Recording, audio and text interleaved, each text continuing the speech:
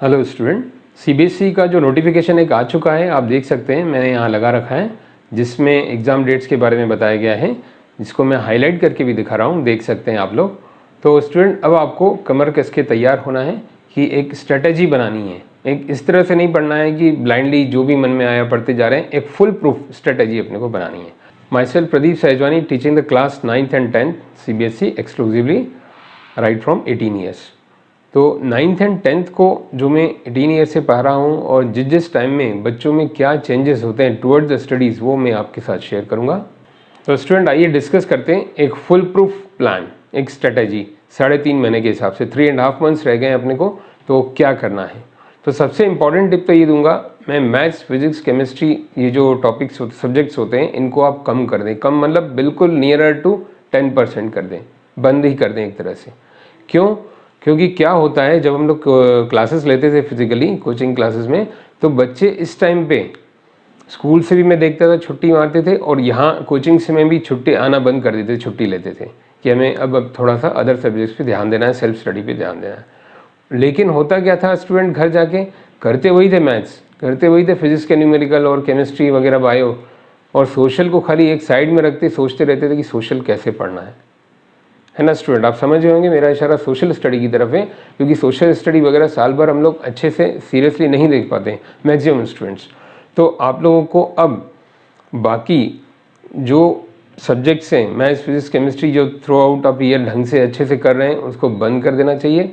अब टोटली ये month at least, अब देखें तो इस मंथ में 15-20 दिन बचे हैं, तो इस मंथ जनवरी में आप फुल प्रूफ अच्छे तरीके से सोशल स्टडीज़ करिए, सिर्फ सोशल करिए, मैं एडवाइस दूंगा।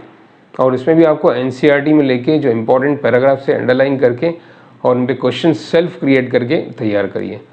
क्योंकि अभी आप मैथ साइंस वगैरह छोड़ेंगे तो आपको एक रिलैक्सेशन माइंड में मिल जाएगा, क्योंकि रोज़ आप करते हैं, रोज़ करते हैं। मैक्सिमम बच्चे मैंने देखा है मैथ्स करते हैं ज़्यादा, फिर फिजिक्स, केमिस्ट्री, बायो भी करते हैं। तो आप उन सब्जेक्ट्स को थोड़ी देर के लिए, थोड़े दिनों के लिए दूर कर दें। अब सोशल स्टडीज़ पे कैसे ध्यान देना है कि 90%, मुझे पता है कई स्टूडेंट ऐसा नहीं कर पाएंगे, तो आप लोग ऐसा भी कर सकते हैं 90+10 का रेशो रखें। 90% आप सोशल स्टडी पे ध्यान दें और 10% आप अपने जो मैथ्स के टफ टॉपिक्स हैं वो निकाल के रखें। अब आपको जब भी 1 घंटा, आधा घंटा, ज़्यादा नहीं करें, पूरा जितना आप स्टडी करते हैं 6 से 8 घंटे सोशल स्टडी को अच्छे से करें, बहुत अच्छे थॉरोली। और जो मैंने बताया फिर से रिपीट कर रहा हूँ, आप एनसीईआरटी में अंडरलाइन करके रखें इंपॉर्टेंट पैराग्राफ्स। अब यहाँ 10% जो टाइम मैं देना चाह रहा हूँ आपका मैथ्स पर या फिजिक्स पर, केमिस्ट्री पर, वो आप टफ टॉपिक निकाल के रखें।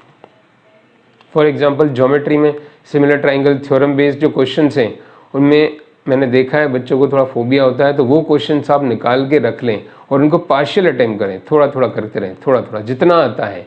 Volume, surface area, time taken to flow the water, time taken to irrigate the field, ऐसे क्वेश्चंस, या लीनियर इक्वेशन में वर्ड प्रॉब्लम्स, टैप वाटर के, बोट वाले क्वेश्चंस, जो क्वेश्चन थोड़े से टफ हैं, टाइम लेते हैं, उन क्वेश्चंस की लिस्ट बनाना शुरू कर दें और उन क्वेश्चंस को एक सेपरेट कॉपी में लिख के और उनको थोड़ा थोड़ा सॉल्व करते हैं, थोड़ा थोड़ा जितना आता है, पूरा नहीं सॉल्व करें। वो 10% मैं चाह रहा हूँ आप उस पर ध्यान दें, 10% of your interest of tough topic.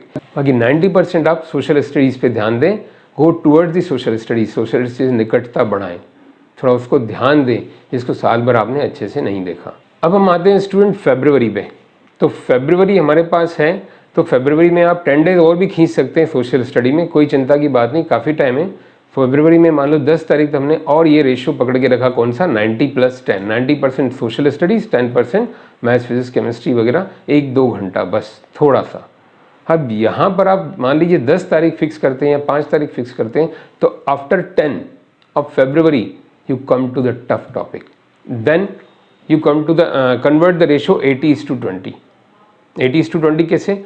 20% social study पे दें अब, क्योंकि आप काफ़ी पढ़ चुके हैं सोशल स्टडी, क्योंकि दिन भर आपने सोशल स्टडी पढ़ा 15-20 दिन, तो काफ़ी कुछ हो जाता है उसमें। अब आप 20% सोशल स्टडी पे ध्यान दें, 80% टफ टॉपिक्स, जो आपने टफ टॉपिक इकट्ठे किए थे वो फरवरी में पूरे ख़त्म कर दें, कैसे भी करके, कहीं से भी डाउट्स पूछ के। डाउट्स मेरे चैनल पे भी मैथ्स के वीडियोस हैं, उसमें भी आप डाउट्स पूछ सकते हैं कमेंट सेक्शन में।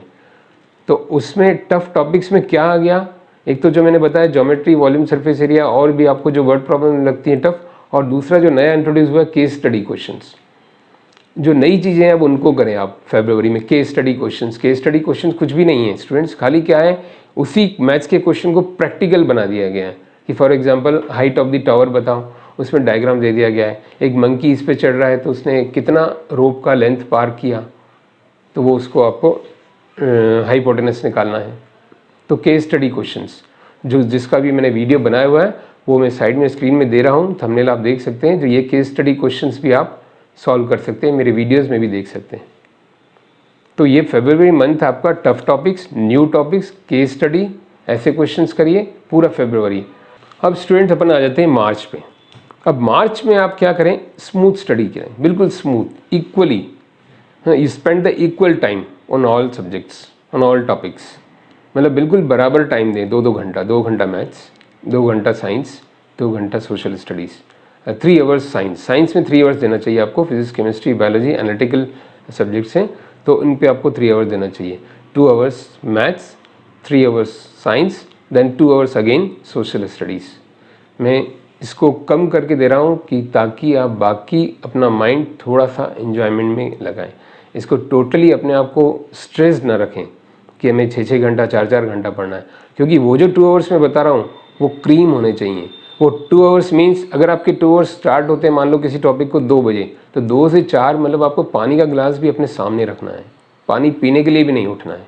ऐसा नहीं पानी पीने गए, अब सामने वाला क्या कर रहा है, घर में क्या हो रहा है, कौन आया, टीवी में क्या चल रहा है, ऐसे नहीं। यहाँ पानी की बोतल रखें, गिलास रखें, यहीं आपको स्नैक्स वगैरह छोटा मोटा रखना है, टेबल पे रखें, उठे ही नहीं। 2 घंटे बैठने का मतलब sitting hours 2 hours, not only study, sitting. You have to fix on seat for 2 hours, उसको करके ही फिर उठें। तो इस तरह से आप कर सकते हैं। तो मार्च की महीने में आपको 2-2 आवर्स का, 2-2 आवर्स का इक्वल टाइम बना के, 2-2 आवर्स, 3 आवर्स का अकॉर्डिंग टू योर रूटीन, उस पर आपको ध्यान देना है टाइम टेबल पे। अब मार्च में आपका स्मूथ रिवीजन हो गया, सोशल भी हो गया, मैथ, साइंस, अदर सब्जेक्ट सब हो गए। अब अपन आ जाते हैं अप्रैल पे। अप्रैल मंथ में स्टूडेंट्स आप एनसीईआरटी हो, रिफ्रेशर हो, कोई भी बुक्स हो, पूरी आपको अपने सामने से हटा देनी है। सिंसियरली, एक सिंसियर सजेशन है, आपके सामने प्रीवियस बोर्ड पेपर्स होने चाहिए, only previous board paper, social, science, math सभी के। और प्रीवियस बोर्ड पेपर्स के जो क्वेश्चन है इंपॉर्टेंट वो मैंने अपलोड किए हुए हैं, वो आप देख सकते हैं मेरे वीडियोस पे, और इसमें कोई डाउट हो तो आप पूछ सकते हैं। तो स्टूडेंट प्रीवियस बोर्ड पेपर्स क्यों अपन सॉल्व करें, इसका साइकोलॉजिकली रीज़न भी है कि now in the after the month of April, in the month of May, you will be face the question paper. April month होने के बाद आप क्वेश्चन पेपर को ही फेस करने वाले हो, आपकी नज़रों के सामने क्वेश्चन पेपर चलेंगे, जब तक एग्जाम चलेगा क्वेश्चन पेपर ही आएंगे। तो आप बुक्स को हटा लो, आपके सामने क्वेश्चन पेपर ही होना चाहिए, उसको यूज टू, एक नज़र को, अपनी आंखों को देखने की आदत होनी चाहिए। हाँ भाई ये क्वेश्चन पेपर है, ये क्वेश्चन सॉल्व किया, एक सिस्टमेटिक प्लान बना लें। तो अप्रैल मंथ में आपके सामने बोर्ड पेपर जो होंगे, उन बोर्ड पेपर्स को कैसे सॉल्व करना है सिस्टमेटिकली, उसके ऊपर भी मैं वीडियोज़ आपके बना के दूंगा, अभी तो टाइम है। तो अप्रैल मंथ में आप टोटली बोर्ड के पेपर सॉल्व करेंगे। बोर्ड के पेपर्स में आप जैसे 1 मार्क क्वेश्चन कर लिए, फिर थोड़ी देर आपने ब्रेक लिया, 2 मार्क्स कर लिए, तो आपको टेंस नहीं होना है कि मुझे ये पेपर ख़त्म करना है। 1 मार्क देखिए, थोड़ा सा ब्रेक लीजिए, फिर 2 मार्क देखिए, फिर ब्रेक लीजिए, फिर शाम को आप 3 मार्क्स कर लीजिए, फिर रात को आप 5 मार्क्स कर लीजिए। इस तरह से आप अलग अलग पेपर्स को सॉल्व करिए आराम से। तो उससे आपको क्या एक्सपीरियंस होगा किस टाइप के क्वेश्चंस आते हैं एग्जाम में, क्योंकि बोर्ड पेपर्स में जो क्वेश्चंस आते हैं वो वापस रिपीट होते हैं, तो आपको कई क्वेश्चन तो रिपीट लगेंगे। तो आप ये मत सोचिए कि ये इतने सारे पेपर में कैसे सॉल्व करूँगा, काफ़ी क्वेश्चंस आपको रिपीट लगेंगे, रिपीट मिलेंगे। तो इसलिए उन क्वेश्चंस को आप छोड़ते जाएंगे और बाकी क्वेश्चंस करते जाएंगे। ओके स्टूडेंट, बट एक बात जरूर ध्यान रखिएगा कि बोर्ड पेपर्स में आप चॉइस वाले क्वेश्चन छोड़िएगा मत, क्योंकि चॉइस का मीनिंग क्या है, choice meaning in the examination you have to choose any one option. But exam आप नहीं कर रहे हैं, अभी आप घर पे प्रैक्टिस कर रहे हैं, तो मान लीजिए 2 चॉइस देके रखी है, तो दोनों क्वेश्चन आप करिए। तो बोर्ड पेपर्स को पूरा सॉल्व करिए, उसके बाद आपके सामने कुछ भी नहीं बचा, और आपको फिर एक फुल स्टॉप भी लगाना है स्टडीज़ पे कि इस डेट को मैं अपनी पढ़ाई बंद कर दूंगा। ये आप ध्यान से सुनिए मेरी बात, जब एग्ज़ाम आने वाले होंगे तो मैं इंपॉर्टेंट टिप्स और भी बताऊंगा इस बारे में कि आपको फुल स्टॉप क्यों लगाना है स्टडीज़ में। ओके स्टूडेंट, तो be systematic, be honest with your studies, अपने प्रति ईमानदार बनिए और जो भी वर्क करें सिस्टमेटिकली करें। अगर आपने मेरे चैनल को सब्सक्राइब नहीं किया है तो सब्सक्राइब करिए, उसमें मैथ्स के बहुत सारे videos, important question, board papers के क्वेश्चंस आपको मिलेंगे। तो स्टूडेंट, आज का वीडियो यहीं तक। कोई भी क्वेरी हो या कोई काउंसलिंग की ज़रूरत हो, कोई भी डाउट हो, आप कमेंट सेक्शन में लिख सकते हैं। Thank you for watching the video.